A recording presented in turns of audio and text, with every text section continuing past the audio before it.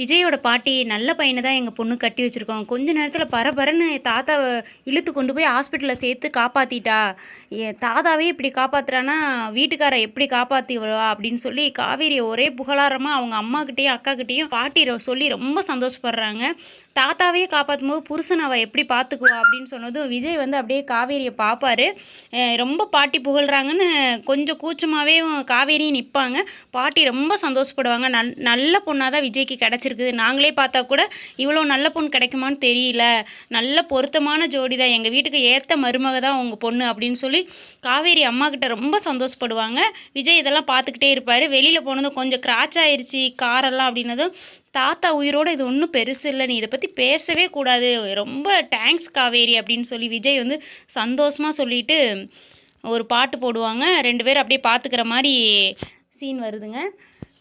பயங்கரமாக நம்மளுக்கே பார்க்குறதுக்கு சந்தோஷமாக இருக்குது. ஏன்னா 2 பேருமே புரிஞ்சுக்கிற மாதிரி ஒரு சாங். பிடிச்சிருந்தா ஒரு லைக் கொடுங்க. நீங்கள் என்ன நினைக்கிறீங்கன்னு கீழே கமெண்டில் சொல்லுங்கள்.